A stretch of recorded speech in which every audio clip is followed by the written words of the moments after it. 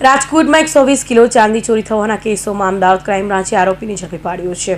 40 kilo ચાંદીના જથ્થા સાથે આરોપી પકડાયો છે। મહેસાણામાં ચાંદીનો માલ વેચી તે પહેલા આરોપી પકડાઈ ગયો હતો। આ કેસમાં એક આરોપી હજુ પણ ફરાર છે અને એક આરોપીને પકડવા સુરત વડોદરામાં તપાસ ચાલુ છે। રાજકોટમાં થયેલી 120 કિલો ચાંદીની ચોરી ચકચારી કેસમાં અમદાવાદ ક્રાઇમ બ્રાન્ચને મોટી સફળતા મળી છે। પોલીસ ટીમે બાતમીના આધારે ઓપરેશન હાથ ધરી 40 કિલો ચાંદીના જથ્થા સાથે આરોપીને ઝડપી પાડ્યા છે। પોલીસ તપાસમાં જાણવા મળ્યું છે કે આ ચોરાયેલા મુદ્દામાલ મહેસાણાના વેચવા માટે લઈ જવામાં આવી રહ્યો છે। તે દરમિયાન ક્રાઇમ બ્રાન્ચે આ કાર્યવાહી કરી હતી। હાલ આ ગુનામાં સંડોવાયેલા અન્ય એક મુખ્ય આરોપીને પકડવા માટે સુરત અને વડોદરામાં સઘન શોધખોળ હાથ ધરવામાં આવી છે અને સમગ્ર કૌભાંડમાં મૂળ સુધી પહોંચવા માટે પોલીસ દ્વારા આગળની કાયદેસરની તપાસ તેજ કરવામાં આવી છે। વધુ તપાસ જે રીતે રાજકોટ શહેર બી ડિવિઝન પોલીસ સ્ટેશન ખાતે નોંધાયેલા ગુનાની કરવામાં આવી રહેલી છે એ મુજબ આરોપી અને મુદ્દામાલની સોંપણી ટૂંક સમયમાં જ રાજકોટ શહેર પોલીસને સોંપવામાં આવનાર છે।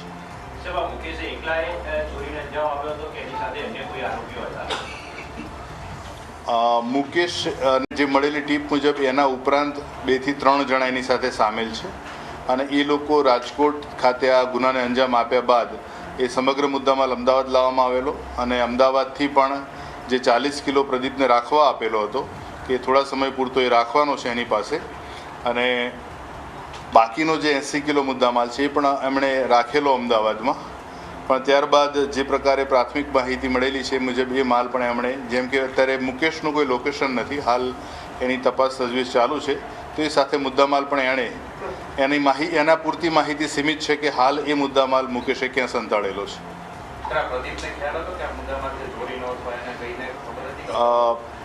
આજે મુકેશ જે મામારામ પ્રજાપતિ જે છે એ પ્રદીપના મામાનો દીકરો થાય છે અને એણે જે પ્રકારે આ ચોરીનો મુદ્દામાલ જે આપ્યો એને ખબર હતી કે આ ક્યાં કાંડ કરીને આવીને લઈને આવેલો છે, કારણ કે આટલો જથ્થો એક સામાન્ય ડ્રાઇવિંગ કરનારા વ્યક્તિ પાસે ન હોઈ શકે।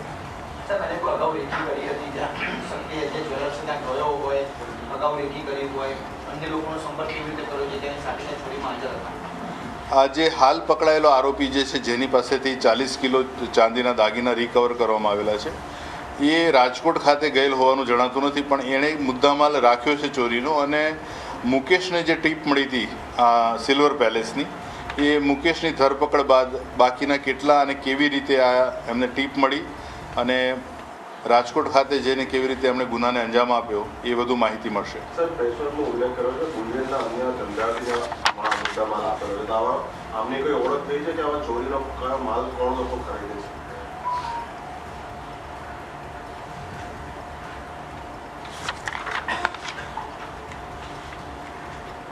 આ જે બાકીના જે 80 કિલો જે મુદ્દામાલ બાકી છે રિકવર કરવાનો, 80 થી 90 કિલો મુદ્દામાલ, એ મુદ્દામાલ મુકેશે અમદાવાદ છોડતા પહેલાં કોને આપેલો છે એ દિશામાં થોડી તપાસ ચાલુ છે અત્યારે, એટલે એ વિશે બહુ સ્પષ્ટ અત્યારે જ માહિતી આપી દેવાથી મુદ્દામાલ પણ સગે વગે થઈ શકે એમ છે અને આરોપીને પણ લાભ મળી શકે, એટલા માટે અત્યારે જાહેર નથી કરી।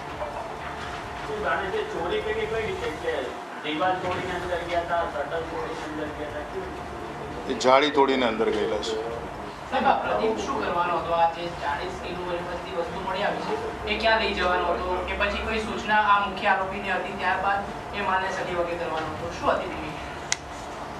પ્રદીપને મુકેશે આ 40 કિલો ચાંદીના દાગીના જે આપેલા સંતાડીને રાખવા માટે, એટલે જ્યાં સુધી આ જે સમગ્ર જે પ્રકારે મોટા જથ્થાની ચોરી થયેલી છે એટલે તમામ રાજ્ય, શહેર અને તમામ શાખાઓ જે છે પોલીસ વિભાગની એ તપાસમાં સુમો મોટો રીતે જોડાઈ શકે।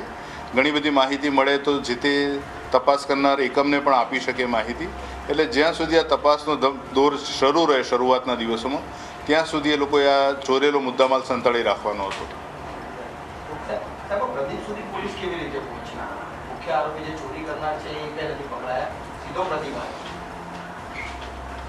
કોઈ પણ બનાવ જ્યારે બને છે અને એમાં આરોપીનું નામ નથી હોતું ત્યારે પોલીસનો અનુભવ અને પોલીસના જે સોર્સિસ નેટવર્ક છે અને બનાવ સ્થળના જે પણ અત્યારે હાલ જે આપણી પાસે ટેકનિકલ સુવિધાઓ જે છે, અલગ અલગ એના પ્લેટફોર્મ્સ છે અને એના ઉપરથી જે પ્રકારે માહિતી મળે છે ત્યાં સુધી એ મૂળ આરોપી સુધી પહોંચવામાં સફળતા મળતી હોય છે। રાજકોટના રણછોડનગરમાં ચાંદીના વેપારીના મકાનમાંથી 140 કિલોગ્રામ ચાંદીના દાગીનાની ચોરી થઈ હોવાની ઘટના સામે આવી હતી. અંદાજિત 1 કરોડ કરતાં વધુની રકમ ચાંદીની ચોરી થતાં રાજકોટ પોલીસ તંત્ર દોડતું થયું હતું. ધારાસભ્ય સહિત પોલીસની ઉચ્ચ અધિકારીઓ દોડી આવ્યા હતા અને અલગ અલગ સીસીટીવી ફૂટેજ કબજે કરી તપાસ શરૂ કરી છે. ઉપરાંત કોઈ જાણભેદો હોવાની શંકા આધાર પર પોલીસ તપાસ શરૂ કરી છે અને ઘરના ઉપરના માળે રહેતા પરિવારને પણ પોલીસ સ્ટેશન લઈ જઈ પોલીસ દ્વારા પૂછપરછ શરૂ કરવામાં આવી હતી. કૌશિક પટેલનો report, Hind TV news, Surat.